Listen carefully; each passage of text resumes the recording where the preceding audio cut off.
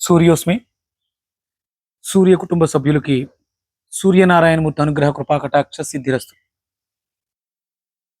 శనేశ్వర్ల వారు శని, ఏలినాటి శని, అర్ధాష్టమ శని, అష్టమ శని, శని మహర్దశ, శని మహర్దశలో శని అంతర్దశ. శని మనకి జాతక చక్రంలో 10, 11 స్థానాలకి ఆధిపత్యాన్ని వహిస్తారు. కాలపురుష చక్రంలో వ్యక్తిగత జాతక చక్రంలో మన లగ్నాలని అనుసరించి ఆయన ఉండే స్థానాలు మారుతూ ఉండొచ్చు. మేషరాశి, మేష లగ్నాన్ని తీసుకుంటే ధర్మ ధర్మాధిపతి, ధర్మ కర్మాధిపతి, కర్మచక్రం, అలాగే లాభంలోనూ లాభాధిపతిగా ఆయన మనకి కనిపిస్తూ ఉంటారు. సహజంగా అందరూ భయపడేది ఏలినాటి శని, శని అష్టమ శని, అర్ధాష్టమ శని, వీటి గురించి చాలా భయపడుతూ ఉంటారు. సహజంగా శనేశ్వరుల వారు లెక్కల మాస్టర్. మనం చేస్తున్నటువంటి పనులలో, మన చుట్టూ ఉన్నటువంటి వ్యక్తులలో, వ్యవస్థలో ఎలాంటి పరిస్థితులలో మనం ఉన్నాం, మనం ఏం చేస్తున్నాం, దానివల్ల లాభం ఏంటి, నష్టం ఏంటి అనేది బేరీజు వేసి మనం చేసిన ప్రతి కర్మకు లెక్కను అప్పచెప్పేటువంటి అద్భుతమైనటువంటి వ్యక్తిత్వం కలిగినటువంటి గ్రహం. గ్రహం ఎక్కడో వినువీధిలో ఆకాశంలో ఉంటూ మనల్ని నిర్దేశిస్తుంది అని మనం అనుకుంటూ ఉంటాం. కానీ సహజంగా మన శరీరం మేషం నుంచి మీనం వరకు మన శరీరమే ఒక యూనివర్స్, ఒక గ్రహంగా ఉంటాం. మనలో ఆ గ్రహాలన్నీ కూడా, వివిధ గ్రహాలన్నీ కూడా ఒక్కొక్క స్థానాన్ని స్వీకరించి మనల్ని నడిపిస్తూ ఉంటాయి. అందుకని మనం ఏం చేస్తున్నా ఎవరూ చూడట్లేదు, ఎవరూ వినట్లేదు, ఎవరికి తెలియకుండా చేస్తున్నాం అని అనుకుంటాం. కానీ మనకు తెలియకుండా మనలో ఉన్నటువంటి ఈ పంచభూతాలు, అష్టదిక్పాలకులు, నవగ్రహాలు ఇవన్నీ గమనిస్తూనే ఉంటాయి. దానికి తగ్గట్టుగా ఫలితాలని మనకు అందిస్తూనే ఉంటాయి. ఇక ముఖ్యంగా ఇప్పుడు మనం శని గురించి ఎందుకు మాట్లాడుకుంటున్నాం అంటే, రేపు 6వ తారీఖు గురువారం అమావాస్య, శని జన్మదినాన్ని మనం జరుపుకోబోతున్నాం. జన్మదినోత్సవం, శనీశ్వరుల వారి జన్మదినోత్సవం. ఈ విశేషమైనటువంటి పుణ్యదినాన్ని పురస్కరించుకొని ఎవరైతే శనితో బాధపడుతున్నామో, శనితో పీడింపబడుతున్నామో వాళ్ళందరూ ముఖ్యంగా నేర్చుకోవాల్సింది కర్మ.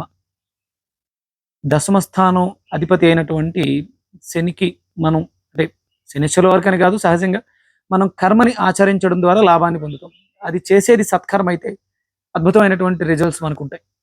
ఇది జగమెరిగినటువంటి సత్యం. ఇకపోతే శని మనకి పడమరకి ఆధిపత్యాన్ని వహిస్తూ ఉంటారు శనీశ్వరుల వారు. శీతల ప్రాంతాలు, వెస్టర్న్ కంట్రీస్, దీనందరికీ ఆధిపత్యం శనీశ్వరుల వారు. కాబట్టి మనం అందరం కూడా ఆ పడమర పడమర పడమర వాయువ్యం, పడమర నైరుతిని విధి విధానాలతో ఉంచుకోవాలి. పడమరలో ఆయన సెంటర్గా ఉన్నప్పుడు, అంటే వాయువ్యానికి నైరుతికి మధ్యలో సెంటర్లో ఉన్నప్పుడు అక్కడ దానికి సంబంధించినటువంటి వస్తువులు, అంటే ఐరన్ సెల్ఫ్స్ అన్నీ కూడా మనకి పడమరలో నైరుతి వైపుగా ఉంటాయి. బరువులన్నీ కూడా ఆ పక్కగా ఉంటాయి. అంటే సహజంగా అందరం కూడా చేసేది అదే. కానీ ఒక్కొక్క జాతకం ప్రకారం, శని ఉన్నటువంటి ఆధిపత్యాన్ని ప్రకారం అక్కడ ఆ ప్రాంతాల్లోనే కొంచెం చిన్న చిన్న అడ్జస్ట్మెంట్ల ద్వారా మనం బరువులను ఉంచడం, అక్కడ బీరువాలు, అల్మరాలు, ఏసీస్ ఇలాంటివి పెట్టుకోవడం చేస్తూ ఉంటాం. దాంతోపాటు మన వాయువ్యం ఎప్పుడూ కూడా నీటితో, అంటే వాష్రూమ్స్ అవి అక్కడే ఉంటాయి, చాలా శుభ్రంగా నీట్గా ఉండాలి. శనీశ్వరుల వారు శుభ్రానికి కారకత్వం వహిస్తారు. ఎంత శుభ్రంగా ఉంటామో అంత బాగుంటాం. అలాగే ఆయన ఆధిపత్యం వహించేటువంటి వ్యక్తులు మనకి ఈ జిహెచ్ఎంసి స్వీపర్స్, అలాగే మన ఇళ్లలో పనిచేసే పనివాళ్ళు, లేబర్, కాయ కష్టం చేసే వాళ్ళందరూ, శ్రామికులందరూ కూడా శని ఆధిపత్యాన్ని పొందిన వాళ్ళే. అందుకని వాళ్ళని విశేషంగా మనం గౌరవించడం ద్వారా వాళ్ళకి అవసరమైన, అంటే మందుల విషయంలో కానీ, బట్టల విషయంలో ఇలాంటివి ఏమైనా డొనేట్ చేయడం ద్వారా కూడా శని యొక్క అనుగ్రహాన్ని మనం పొందగలుగుతాం. అలాగే ఎక్కువగా ఆయనకి నడక అంటే చాలా ఇష్టం. శని కారకత్వాలు వహించేటువంటి విశేషంలో చెప్పులు లేకుండా నడవటం, పరుపులు అవి లేకుండా నేల మీద శయనించడం ఆయనకి చాలా ఇష్టం. అంటే అదొక కర్మ. అన్నీ ఉండి, ఏసీ ఉంది, పట్టుపరుపులు ఉన్నాయి, కానీ నేల మీద అప్పుడప్పుడు నేల మీద శయనించడం అనేది, బ్రహ్మచర్యం పాటించడం అనేది ఆయనకి చాలా ఇష్టం అన్నమాట.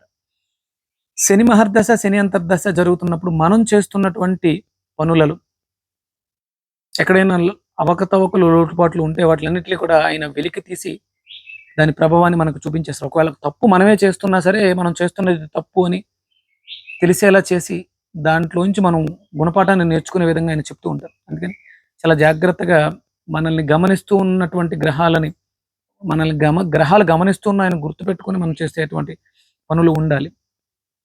దానికోసం మనం అందరం కూడా రేపు ఆయన జన్మదినోత్సవాన్ని విశేషంగా జరుపుకుంటూ శనికి సంబంధించినటువంటి తైలాభిషేకాలు, శివాలయాల్లో అభిషేకాలు చేయించుకుంటూ ఆయనకి ఇష్టమైనటువంటి నువ్వులు బెల్లాన్ని ప్రసాదంగా స్వీకరించడం, అలాగే నీలాంజన సమాభాసం రవిపుత్రం యమాగ్రజం ఛాయా మార్తాండ సంభూతం తం నమామి శనేశ్వరం ఈ స్తోత్రాన్ని 108 సార్లు జపించడం, అలాగే అర్జునకృత శని స్తోత్రం ఉంటుంది, దాన్ని పఠించడం, నవగ్రహాల దగ్గర శనీశ్వరుల వారికి తైలాభిషేకం చేయడం, ఇవన్నీ కూడా మన జాతకాల్లో, గోచారంలో, గ్రహచారంలో ఎక్కడైనా శని దోషప్రదుడై ఉంటే ఆ ప్రమాదాల నుంచి తప్పించడానికి అవకాశం ఉంటుంది. అలాగే ఆయనకి ఆంజనేయ స్వామిని ఆరాధించిన వాళ్ళని ఆయన విడిచిపెడతానని మాట ఇవ్వడం జరిగింది. ఆంజనేయ స్వామిని ఆరాధించడం ద్వారా, ఆంజనేయ స్వామి దేవాలయాలు అర్చనలు చేయించడం ద్వారా, తమలపాకులు ఆయనకి సమర్పించడం ద్వారా మనం శనీశ్వరుల వారు ఇచ్చేటువంటి పనిష్మెంట్ల నుంచి కొంతవరకు ఉపశమనాన్ని పొందడానికి అవకాశం ఉంటుంది. అలాగే శని మూలమంత్రం ఓం ప్రాం ప్రీం ప్రౌం సహ శనేశ్వరాయ నమః ఈ మంత్రాన్ని 108 సార్లు ప్రతి శనివారం, అంటే ఈ జన్మదినాన్ని పురస్కరించనే కాకుండా ప్రతి శనివారం కూడా పఠించడం ద్వారా శనీశ్వరుల వారి యొక్క అనుగ్రహాన్ని, ఎందుకంటే ఆయన సూర్యనారాయణమూర్తి పుత్రులు కాబట్టి ఆదివార నియమాన్ని పాటించడం ద్వారా, ఆదివారం మద్య మాంసాలను స్వీకరిస్తూ శనీశ్వరుల వారికి అభిషేకాలు అర్చనలు చేస్తే ఫలితాలను ఇవ్వు.